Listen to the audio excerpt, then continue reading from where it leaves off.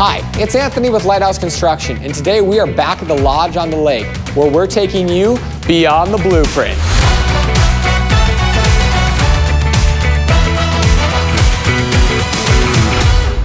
So sometimes on larger projects, we like to break them into different phases. So on this home, we have this great room space, the connecting game room space as one phase, and then the area with the garage, the master suite, and the bedrooms above there as another phase. So we're kind of, phase two is a little ahead of phase one right now, but you can see in this space, we finally have all of our windows in place here. The drywall is all hung on the walls here. The fireplace is framed and ready for stone. What we're gonna be doing is doing some tongue and groove ceiling in this space.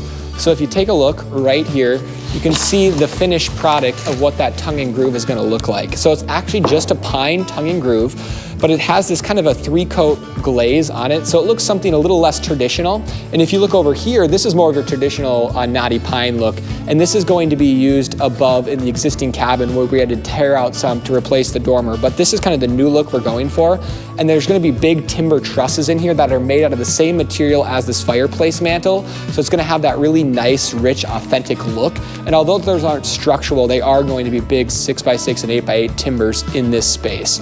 If you see here, we have our doors installed. We're done our measure for cabinetry. So now that all of our drywall is up, we can do the final measure for the custom cabinetry that's going in this space. Let's take a look at the game room.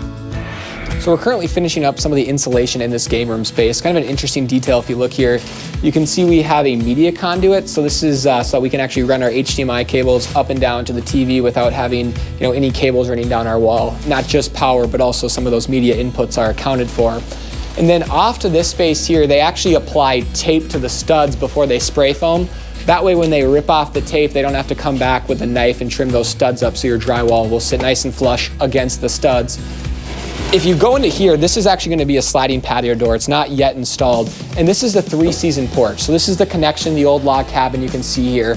And they have these really interesting windows. So this space isn't gonna be fully conditioned. And it used to be just a complete open porch. So in order to kind of stay true to that original look, we've done this nice system from Easy Breeze screen rooms, and you can just get a huge view of the lake there, a ton of natural wind coming through in the summer months when you want that. Unfortunately, today it's cold, so we don't want that. But it has a lot of nice flexibility. You can pull them up, pull them down, and it creates a nice weatherproof room. Just not fully conditioned, but again, taking in beautiful views of the lake. And they actually have a matching door system that goes with that. So this will kind of act as a separate room from the rest of the living space, but still have a nice clean feel like you're not in the outdoors. So we're outside here, we're during the siding phase here. So you can see we've started putting up all of our window trim. So that's kind of step one here. So you can see we have a 4-inch window trim against those Pella windows. Kind of creates a really nice look. But if you walk over here to the the great room area, you're gonna see where these trims really matter. So in this space, we do all the 4-inch, but where these windows are close, rather than butting 2 4-inch trims together and kind of having a really small sliver of siding, we've actually done an oversized trim and then cut it to size so it has a really clean, finished look. So here's one wall that we have nearly complete with siding. So you can see we have this really nice canyon color. It's an LP Diamond Coat dual blend, so it has that nice wood look without some of the maintenance that's associated with natural wood. And we have those darker contrasting trims to really help pull out those bronze Pella windows in this space.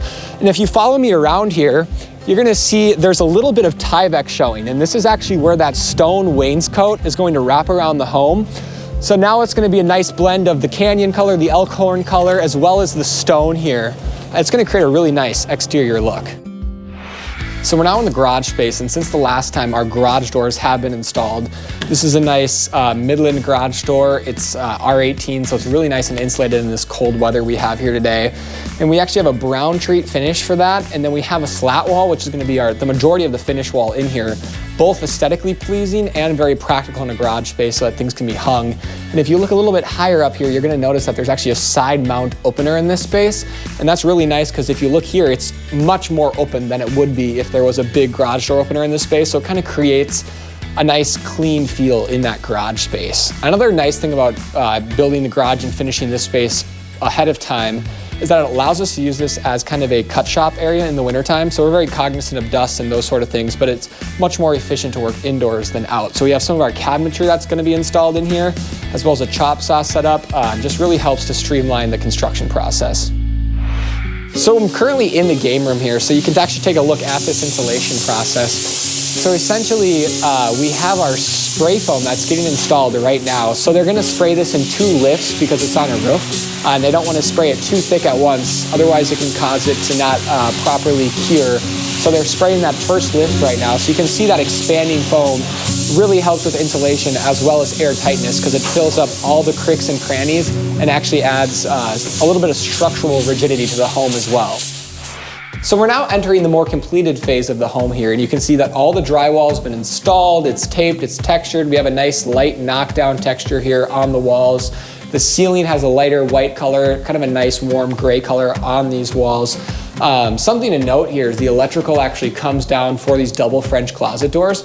That way, versus trying to find a switch just conveniently as you open up the closet, the light comes on. It's actually mounted to the back of this wall here, so it'll illuminate your clothing in that closet very nicely. If you step into here, this is the laundry room here. There's a lot of natural light coming through. So there's gonna be a bank of cabinetry kind of in a U shape around here. We have our recessed laundry boxes in this space, and then some additional closets and storage. Let's go take a look upstairs. In the area above the garage here, you can see all the painting's done, ceiling done as well. We actually have our lights in this space, which is really handy. Some nice DLE disc lights, really clean, nice finish. If you look here, we have our floor protection down. That actually helps protect our vinyl plank flooring that's been installed. The bathroom here is all primed out, waiting for flooring. Let's take a look at this flooring specifically. So you can see here, this is a vinyl plank. This specific brand is a Cortec flooring.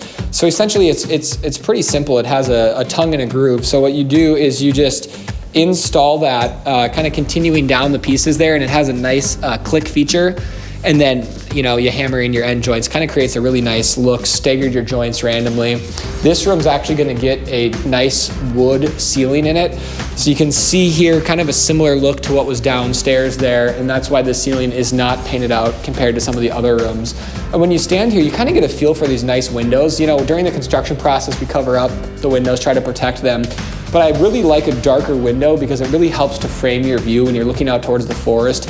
Rather than distracting and being a lighter color, it just kind of, goes away, and then you really get to focus on what's outside. So it creates a really nice aesthetic for your home. Gal, I wonder why Boris didn't show up to work today. I hope he's doing okay. Seems like he's been off lately.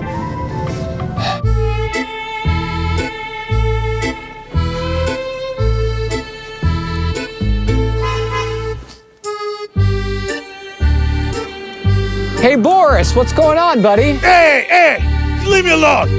Boris, come on, we can talk about it, man. What did I say last time? What did you say? I was done with construct. I want to inspire and design.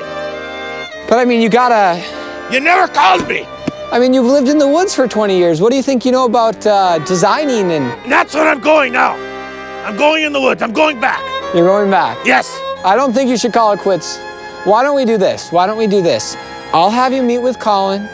Okay. I'll have him give you a little bit of an interview, see if there's potential there. I'm not gonna promise you anything, but maybe it'll work, okay? Deal, boss. Thanks. I still gotta go in the woods though. I got left of it back there. Okay, stay warm, Boris. Oh, Boris. Anyways, thanks so much for watching today's episode, where we take you beyond the blueprint.